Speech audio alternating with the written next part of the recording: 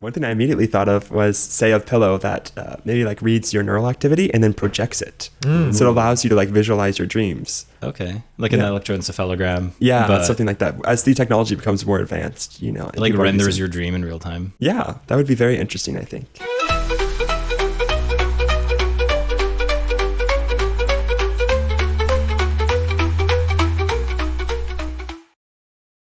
Good morning, y'all. It's your MC, Jonathan, and welcome to the Pample Pod. And this is Michael. And it's me, Eugene. Yeah, and we're going to dive right into the big question today, which is, what does it mean to be a good teammate in the workplace? And there's a lot of different dimensions of this, so I'd love to hear your thoughts on the matter. There's a couple that come to mind, and I think some of them we have in our Pample principles as well. So hopefully we'll prove some consistency between what I say now and that. I think certainly integrity is a big one, and I know we had talked about some of that in previous episodes. Integrity and consistency specifically, because I think that's what really goes towards building trust, essentially, with your teammates. Adaptability to change as well. I mean, that's kind of a must-have. It depends on the context, I'm sure, but especially in our environment, that's kind of a necessity, being a startup, and I think that goes towards building resilience, if anything.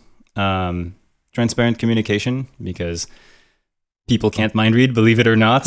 So, it's amazing how many times you might make an assumption of, oh, well, they must know that. And it's clear to you in your own mind, but it's not necessary for someone else who might have a different way of processing things or a different culture or a different understanding. And so that transparent communication, so if you've built trust with the integrity and you've built resilience with the adaptability, that goes towards building communication with that, builds understanding with that transparent communication.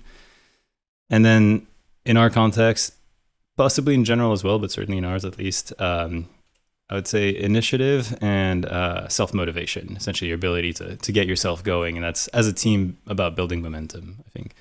Not necessarily, having to wait for a direction, but just being able to kind of drive progress yourself. I think that's an important skill as well. Mm-hmm. Yeah, I think we've all felt the difference between when you're on a team and there's people who want to get work done versus if it feels like the team is dragging. And Yeah, absolutely. And it's one of those where when I think of these skills, I don't think you can have one of them. I mean, it's better to have one than none. Sure. But for example, if you had that sort of self-motivation, but you didn't have the communication and the integrity, that can also get sour pretty fast. So I really think you need all of these together holistically to build these different things that we talked about, to really be able to drive that direction in what is a positive one. So, you can see some amazing things when the team has self-motivation. Like you said, you really feel that difference in how things can move forward. But as long as you can kind of keep that on the path of integrity and communicate so you avoid frustrations that go along with it and remain adaptable, because just because you're motivated in one direction doesn't mean it's the right direction. So adaptability, right, would come in there. And so. Yeah, I think, Michael, you did a really good job listing out like the individual skills that makes a good teammate. And I think my contribution to this conversation would be my answer would be to encapsulate everything you just said, Michael, about clear communication, productivity. Essentially, a good teammate needs to be someone that can work alongside you to achieve a shared goal. And I definitely think productivity is a big part of that. So I think to have a good teammate, that teammate has to be on board with you. Like they have to understand, they have to be invested in that goal that as much as you are invested in that. So then you both strive towards that. I definitely do not think a good teammate is just someone that makes you feel happy or just someone to be good with. Because we've had conversations before where in our own personal histories or just us working together, we've worked with people where it's cool to be around them, but they just don't get stuff done, so to speak. And that's a bit of a nuance that maybe we can dive into later, where a good teammate has to be a person that's more than just giving good vibes. They have to be able to get their part of their job done, and be someone that you could depend on as well. Because I think that's another big thing as well. Someone that you can trust with some responsibilities, and that they can trust you to get the job done too. Almost achieve some sort of flow state with each other. Be able to. We talk about not being able to read each other's minds, but what I want to say, it's like you and your teammate and as well as other teammates has to be able to understand how to work around with each other, understand each person's strengths and weaknesses, how each person could cover those weaknesses, so that collectively you have a really strong group.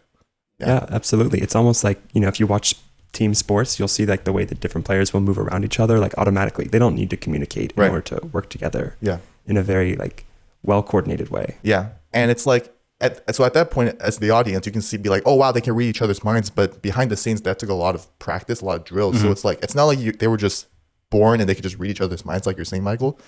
That's just for them to be able to non-verbally communicate with each other. That took, I'm sure, years of just grueling practice to just physically and just verbally tell each other what they need to do.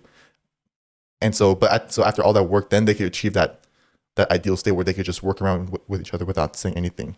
Yeah, to your point, I'm sure there's like years of active communication to build that understanding, and then when it's game time, you've achieved that. Like you said, that flow state where you can, you see them move around and they don't have to communicate. And it's, it's kind of impressive when you see that too, just to achieve that level, because it does in a way look like mind reading, right? And so that's kind of a cool. When you reach that kind of like performance level with a team, it's kind of a beautiful thing to see. Yeah. And in light of the 2028 LA Olympics coming around, like the first thing that came to my mind as we're talking about this flow state would kind of be like synchronized swimming. I think that's like a good example where people have to work with each other they literally can't talk to each other under the water. So it's like, how do you pull off a good performance without doing that? And so good teammate needs to be able to achieve everything you described, Michael, and just be able to work with each other. Yeah, that's actually a good exemplification of that. But I also really like what you said earlier about I guess like to maybe summarize it in a way, like happiness is not the requirement. Yeah. I know a lot of times people focus on happiness in the workplace, and I do think you need to have healthy boundaries and a good balance in the workplace, but that's not necessarily synonymous to happiness in a way. And so I think that'll be something that may be interesting to circle back on later. Yeah, and it's something that I personally struggled with, like even up to last year, is being able to get like a team to get stuff done. I think because me personally, there is a conflict with who I like to be as a person versus sometimes what needs to be expected of me in a leadership position, where I as a person just want to create good vibes and make everyone feel happy and feel safe and comfortable in a controlled environment. But sometimes as a leader, you kind of have to crack the whip, so to speak, but in a healthy and respectful way. So sometimes for people, there is a moment where you do feel like you're conflicted with what you need to do versus what you want to do, and I think that could definitely hold someone back from being a good teammate at the end. Yeah, that's an interesting thing to bring up. And you sort of said that you in the past have needed to be more firm when you've been in a leadership role and teammates either aren't cooperating or they're not very motivated. But I was wondering if you could dive into more specifics or even just kind of approach the topic of if you're on a team and something's going wrong, team members aren't listening or cooperating, then what specifically can you do? What steps should you take? So I could start just with a quick response, and Michael could add on to this. I think for me, going back to that very first definition that I posed in this conversation of a good teammate needs to be someone that can work with you to achieve a shared goal. I think that shared goal is critical for that teammate thing to work.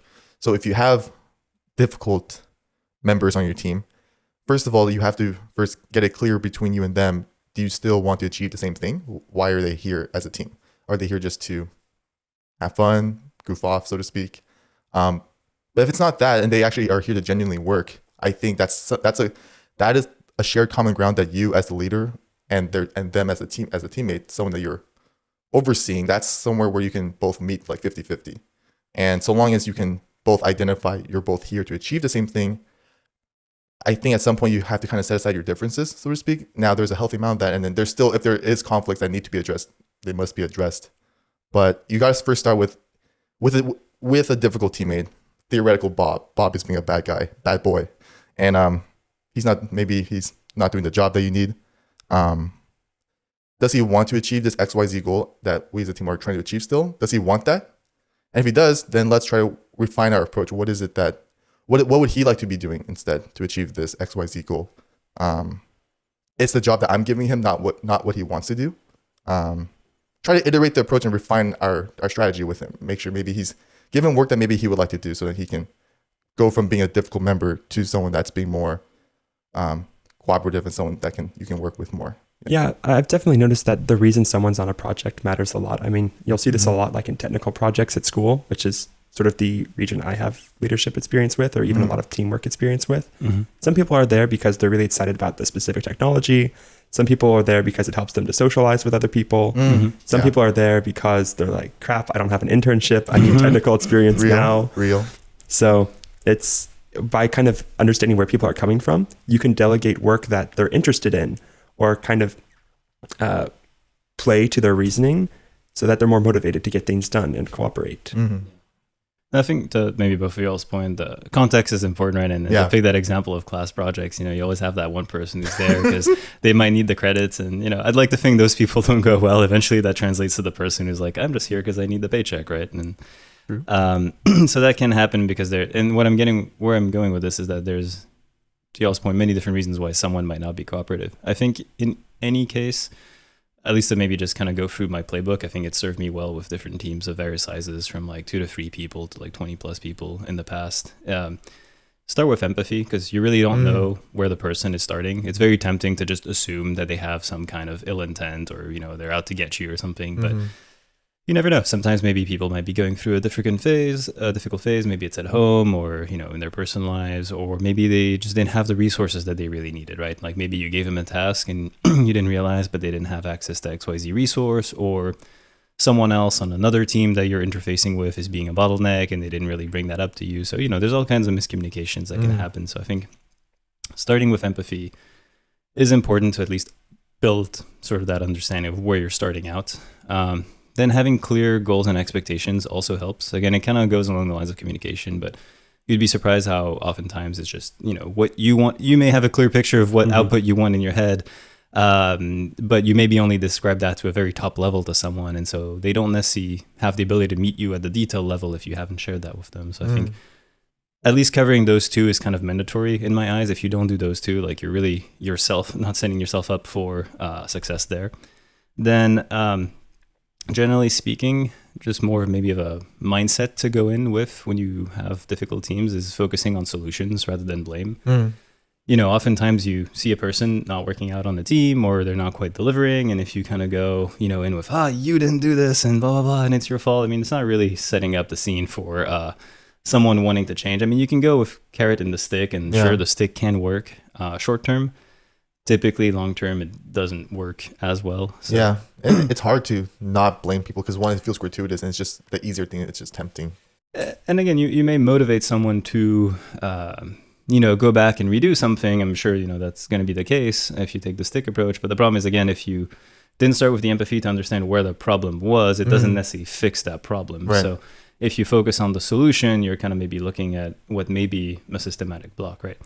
Now, that's really for situations where, again, someone may be going through a difficult phase, or they may be have the right resources. But then on occasion, you do have people who just maybe really don't care, or, even it's not really a systematic problem. Sometimes it really is that one person doesn't want to contribute. And I think in those cases, when you have started with empathy and explicitly communicate what you wanted, and you've looked at solutions, right, rather than blaming the person, and if it's still not working out, I think it is important to know kind of when to escalate. I kind of like to think of it as a sort of 3-strike rule, where you go in, you really start with, hey, what could I have done to actually help you reach that goal, right? Maybe the second time it's like, hey, last time we brought you these resources and something still didn't really happen.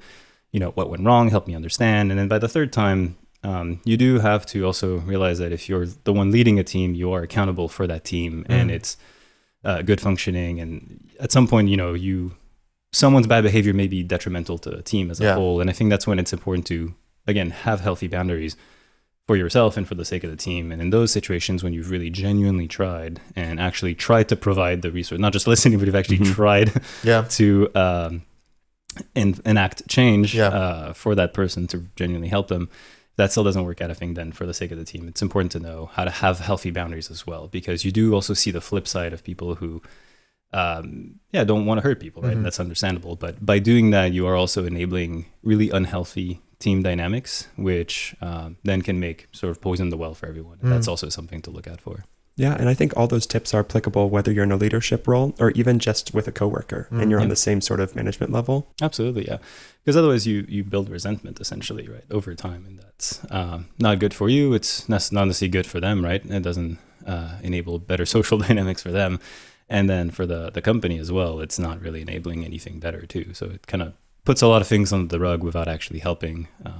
Yeah, and well, we've talked about leadership a good deal in this episode, but how do you get there while being a team player? How can you stand out for promotions while being a good teammate to your coworkers? That's a good way to phrase it too, because you definitely have the cliche of the person who's like backstabbing everyone to the top, right? Or stealing credit for work. That's absolutely. So I think it's totally okay to balance self wins with collective wins. As long as the team is winning as a whole, I think it is fair game to do that. If you're overly emphasizing self wins, then most likely it's to the detriment of the team, and then it's not really serving the team's interest, but also your boss's interest, because your boss's interest is in the team winning and delivering, not necessarily you winning and delivering. So I think there's an importance balance to be had, and sometimes maybe some people lose sight of that when they emphasize self-win too much at the detriment of being able to deliver a product or meet a deadline or something like that. But I think it's totally okay. Let's say you want to get into leadership to demonstrate initiative, even though you don't have the title. I think that's completely fine. You don't necessarily need to wait to have the title to, come up with a better protocol or a way of self-organizing the team. But you can also do that on a sort of non-leadership basis too, because not everyone wants to go into leadership. Mm-hmm. And, having worked in FFRDC, maybe unlike some companies, like the way up is not necessarily just through management. Sometimes people want to go deeper into expertise and become technologists, right? Essentially, it's just sort of the highest level of technological mastership or technical mastership that you can achieve. And so then it's maybe more like, constructive innovation at that point. But it's also, again, you don't need to wait to become a technologist to maybe propose things. So I think in either case, maybe it goes back to the whole self-motivation a little bit, but being able to not necessarily wait until you have the title to sort of act like it. Yeah. You can still do that in a very respectful way where you're not going around people, trying to, backstab anyone, but to sort of promote that culture of innovation internally. I think that's one way to do it that's more diplomatic and putting everyone's benefit forward rather than your self-interest forward. I think that's kind of the key to move up without, becoming that backstabber. Essentially, it's like do it in such a way where you're taking ownership or control of your life, but at the same time balancing the collective with your own self-interest. Okay, and that wraps up the big question for today. I think we should dive right into Thanks Mom, the segment where we ask ChatGPT for 2 words that we can ideate around and hopefully come up with a business case for. Yeah, so let's see what we have today. I'm thinking whether or not a dance would help in this case, but I'm going to we'll just run this dry and see if Mom will bless us. Let's see. Okay, for this week's random prompt by Mom, it's going to be laser pillow. Thinking like a death pillow right off the bat. Like, you thought that was a pillow. It's actually a laser. You fool. Some evil scientist somewhere out there is like, darn it, my invention. One thing I immediately thought of was, say, a pillow that maybe like reads your neural activity and then projects it. So it allows you to like visualize your dreams. Okay. Like an electroencephalogram. Yeah, something like that. As the technology becomes more advanced, it like renders your dream in real time. Yeah, that would be very interesting, I think. That'd be kind of interesting, yeah. Or you lean into the common college myth where if you put a book under your pillow, it makes you smarter. And so then you can use the technology to teach you everything. I didn't know this. I've been losing out. Or it's like in the high school where it's like, if you have a test tomorrow and like you didn't study, just put the book under your pillow. Sometimes people say that. You guys never really heard that? Oh, I heard the saying. I was just not daydreaming, but I was thinking, I forget the author's name, but there was a study that came out fairly recently about brain stimulation. And so it's not like while you're sleeping, but essentially by stimulating certain areas, you favor a higher learning rate. You're still actively learning, it's just it helps you retain more. So it's not while you're sleeping, although it'd be interesting if you're sleeping. Just plug in your USB key and just that'd be fantastic. Start learning languages. Yeah. Oh my goodness. Run Duolingo out of business. Yeah. But that would give me more reason to sleep more if I can study something entirely different. Yeah. I'd be way more productive. Yeah. I mean, imagine all you can learn if you're sleeping. That's insane. Yeah. I'm just thinking like at the same time in like the back of my mind about your visualization of dreams. Because I'm like, if it's not for scientific research, like what kind of world are we in where you just have like dream watch parties? Exactly. I was thinking about that. I'm like, well, you can't enjoy it. You're asleep, Yeah. So there's like someone like sitting there while you're sleeping looking at your dreams. So it sounds creepy, but very bleak. That's good. Yeah. It's just an interesting concept. Very sci-fi, Yeah. But I think a much more practical case would maybe be some sort of like, there's the entire category of wearable devices to help you with your sleep. Maybe it's a pillow that helps like keep track of some of these things like resting heart rate or heart rate variability. And helps monitor your sleep in kind of a non-invasive way where you don't need to remember to like put a device on. Okay. I know there's some beds that do that already. Like, yeah, you could like maybe a pillow, stimulation. something you can take with you instead of, having to lug your whole bed to the hotel or whatever. Yeah. No, maybe stimulate different areas, maybe for more peaceful sleep. Or my brain was just going towards like full Minority Report at this point, and like you're rendering the dream, and then you have like maybe like a psychologist or someone like inject things in your dream to help you process it better too. Now you're actually like interfacing with the dream. That'd be kind of cool. Yeah, because you could either take like a very passive approach where you're just sort of monitoring, or you're just sort of like sensing either quality of sleep or what you're dreaming about, or the active brain stimulation you mentioned, or I'm just picturing the movie Inception, but now you have the ability to like interface directly with that. That'd be fun. I don't know how close to that technology we would be. It was Laser Pillow? Yeah. Laser pillow? That's the name of a 3D print I actually made the other day. It was a pillow block for a laser. Nice. And I thought to myself, this would make a very funny Thanks Mom segment. Oh, there you go. Guys, this is not scripted, by the way. Very odd coincidence. Would you like to dive into more about that, of the whole pillow block? Oh no, it was terribly simple. I had a little like LiDAR to measure a distance, and then just like a single point ranging device, and then I 3D printed a little casing that it can go in, and so you can like mount it onto a like housing for the electronics. This could be, it's a pillow for your laser. Yeah, Laser Pillow could be like its own like packaging company for a laser or something, maybe some B2B business. I don't know, but just bouncing off of what Jonathan had. That's really cool though. Yeah, it's just a funny coincidence, I think. Yeah, I'm trying to think of like laser pillow. I'm just picturing now like a laser ranging device and an airbag combined, where like it just maybe inflates it more progressively than the brutal airbag deployment, so that rather than like hit the object and then boom, like rapid deflagration to fill up the airbag, you maybe have the laser be like, oh, this is coming, all right, we're just gonna have a 1 second ramp up instead of milliseconds, and just go for a little more. Oh, that's the really laser interesting.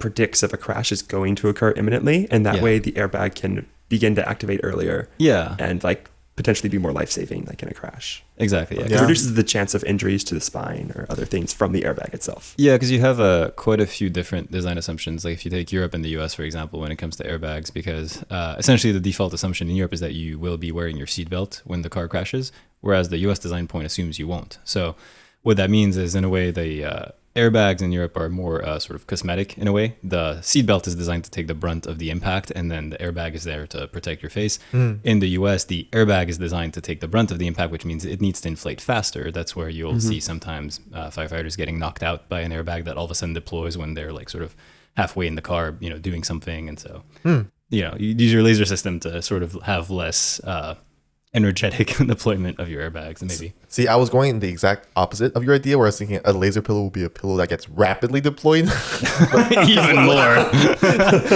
It takes you out. Well, not even mention taking someone out. I wonder if this could be some sort of non-lethal takedown for like law enforcement, maybe. I know you have beanbags like on those things.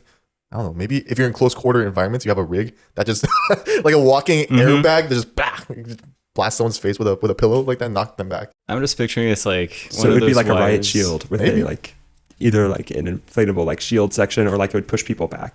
Yeah, or maybe like maybe it could be some part of like body armor. 50% riot shield, 50% life raft. Because like if you're in a close quarter environment, like in a small room, and you're trying to defend yourself from someone, if you need to immediately just create distance, maybe that pillow could just push them away that for a second. Certainly would be a surprising self-defense device. It's like when you see people pull out like the pocket stabs, except it would be much more extreme, where you have a small little thing and it's like pow. Yeah, it's the pillow. Especially if it makes like a very loud noise. I was just picturing one of those like a cable with like two balls at the end, so it's like it goes around, it wraps around the person, and just inflates a tube.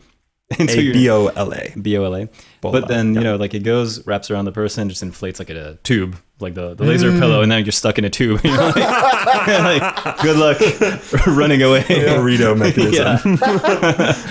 Like, I could see that for law enforcement. Yeah, maybe that could be really useful for flooded environments too. If you have a person that's stuck in water, as long as you can keep it upright. I was gonna say, as long as you're not upside down.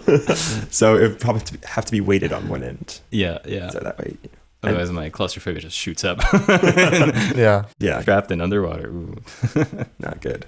I do wonder if this does open up like a segment for like rapidly deployable inflatables, then like for like a life raft, maybe even, or if there's even other things that need to be. I feel like the laser's got to be part of it too. Yeah. So when you have like a device, like for example, like the throwable like bola, then you could use like a laser to help like range it and like aim it accurately maybe.